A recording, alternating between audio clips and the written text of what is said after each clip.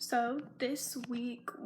one of the chapters that we read had to do with early start programs, and the video content we watched kind of had to do with the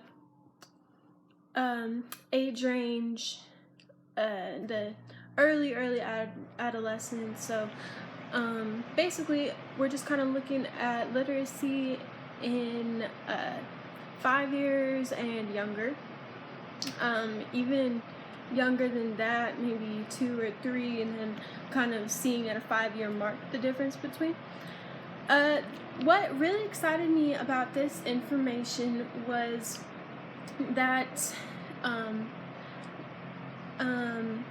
one tidbit of information that kind of stuck with me even when I had watched the video last week and rewatched it this week was the positive reinsurance. I thought it was so interesting how, and really exciting that it really makes a big difference between if you've told your kids no so many times up until, let's say, the age of 2 or 3 years old,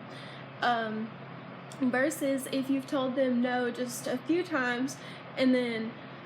kind of said yes, but not always, told them they're right for every single thing they do. I really like that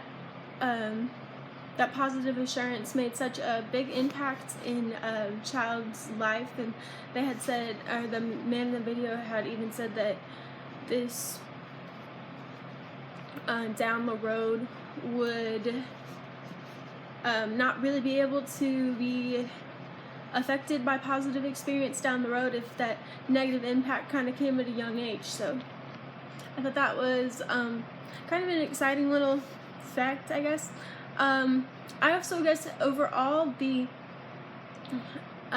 chapter, I remember at one point it had said something about these early Head Start programs,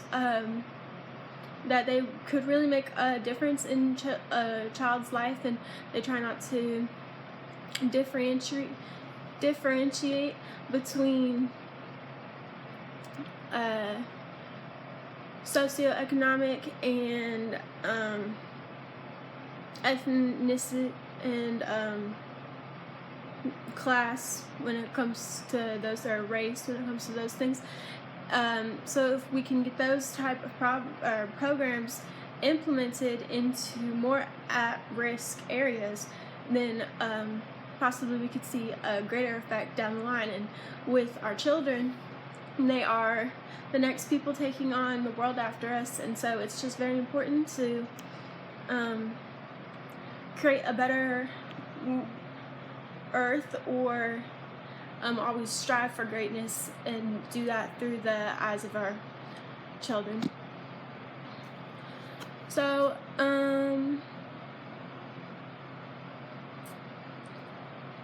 some worries I would have is the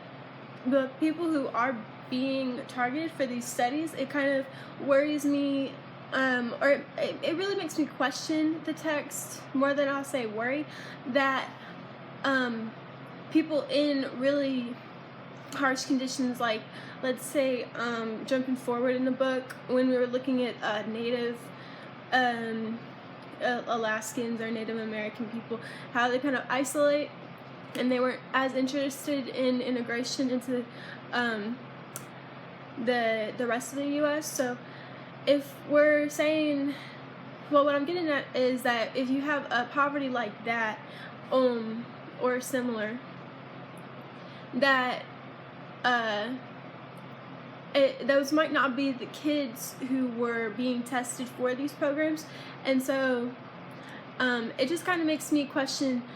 or it kind of worries me, that the people who are being studied, or who would put their kid up to be studied, aren't really as at risk. But that doesn't degrade the whole, that doesn't downgrade all the information that we've been looking at. There's still a lot of possibilities here for great improvement, and or really not improvement, but strides to be made in literacy of the young child, and how it can be affected at such an early age, and maybe the communities could be really influenced from at birth, and we can educate adults first, and then they're the ones who can implement it to their children through things like this, through education. But we're gonna have to do more than just education, rather, like, spreading the word, telling your neighbor verbally, maybe social media, I don't know. However, so I guess that kind of goes with stance a little bit. Kind of like the stance I take on it is, we can't leave it up to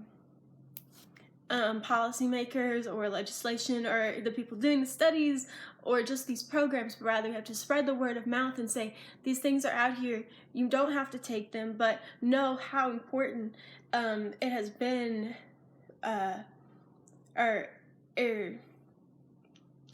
to develop literacy of your child. It can be, or has shown to be, in those first 5 years of life.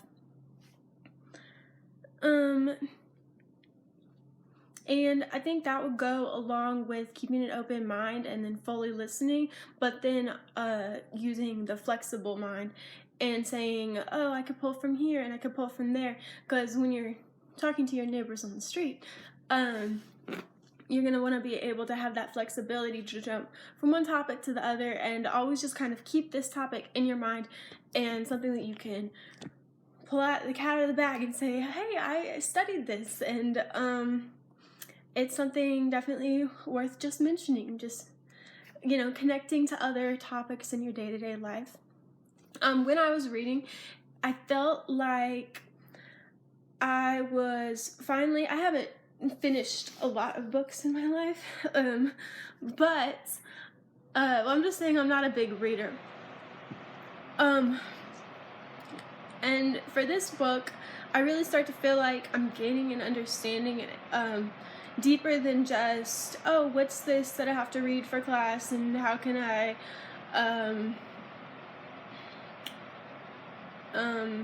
use it for my assignment, I guess.